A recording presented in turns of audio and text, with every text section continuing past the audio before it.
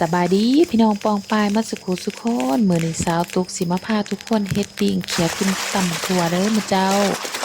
สาวตุกสิมาพาเฮ็ดปิ้งเขียดแม่ไข่เด้อมื้อเจ้าเด้อเขียดแม่ไข่กินกับตำบักถั่วเมื่อคืนนี้ฝนตกอยู่บ้านสาวตุกตกแห้งแห้งเมื่อคืนสอดแจ้งสาวตุกก็เลยไปไต่เขียดก็ได้เขียดมาน้อยหนึงมื้อเจ้ายังอีกน้อยหนึงก็ได้เต็มโลหนึงมื้อเจ้าสาวตุกก็สิมาปิ้งซะเนาะสิปิ้งกินกับตำบักถั่วปิ้งกับตำบักถั่วสตุกมากินปิ้งเขียดกับตำบักถั่วเด้อมื้อเจ้าปิ้งก็ปิ้งเขียดสตุกมากสตุกขออนุญาตนำทุกคนเด้อผู้ใดที่ว่าบ่กินกบบ่กินเขียดเด้อมื้อเจ้าเด้อสำหรับสตุกเป็นคนบ้านนอกบ้านนาว่าซั่นซะกินกบกินเขียดไปจังซี่เป็นอาหารที่ว่าสตุกมากที่สุดเด้อมื้อเจ้าเด้อถ้าว่าผู้ใดบ่กินสตุกขออนุญาตนำหลายๆเด้อปิ้งกบปิ้งเขียดถ้าผู้ใดปิ้งบ่เป็นนี่บ่ได้กินเด้อขาแข็งมันผู้ใดปิ้งบ่เป็นผู้ใดบ่ชำนาญบ่ได้กินอะลีขากบขาเขียดใหม่ที่เมิดแต่สำหรับสตุกนี่ปิ้งให้ได้กินเมิดขาแข็งบ่ให้เสียมื้อเจ้าหลังจากนั้นเฮาก็สิมา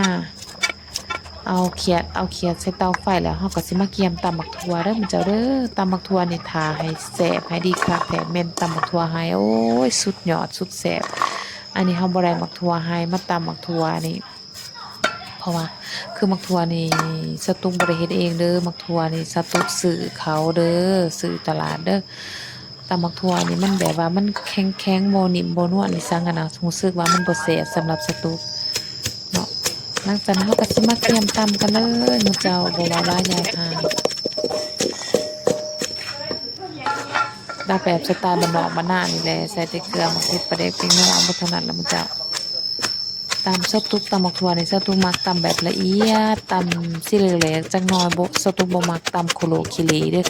ตำโคโลคิเลรู้สึกว่าคือมันบ่เข้าเนื้อเข้าหนังมันบ่นิ่มบ่นวลบ่แซ่บบ่นัวนะสำหรับสตุกมักตำให้แหลกจักหน่อยมันจึงรู้สึกว่านัวดีแบบว่ามันนัวดีเกลือมะเขือปลาแดกไปนัวมันเข้ากันดีว่าซั่นซะก็ใส่ปลาแดกใส่มะนาวแล้วก็คุเล่บ่ใส่น้ำตาลสำหรับสตุกบ่มักใส่น้ำตาลเฮ็ดอาหารการกินกับข้าวนี่บ่มักใส่น้ำตาลคันถ้าว่าบ่แม่นของหวานนี่สตุกจะบ่ใส่น้ำตาลเด็ดขาดกินกับข้าวเฮ็ดอาหารการกินกับข้าวถ้าไปใส่น้ำตาลเอารู้สึกว่าเสียสูตรขนาดเด้อสำหรับสตุกก็เป็นอันว่าสำเร็จเสร็จสิ้นตำบักถั่วเรียบร้อยได้สตุกตำมักตำแบบสิมุนๆจังหน่อย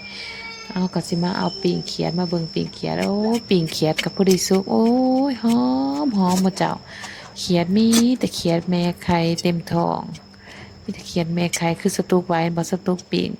ขาแข็งได้กินเด้อสตุกปิ้งเขียดนี่ขาแข็งได้กินคันผู้ใดปิ้งบ่เป็นนี่บ่ได้กินขาบ่ได้กินแข็งเด้อปิ้งกับปิ้งเขียดก็สำเร็จเสร็จสิ้นมากินนำกันกับสตุกเด้อมาสุโค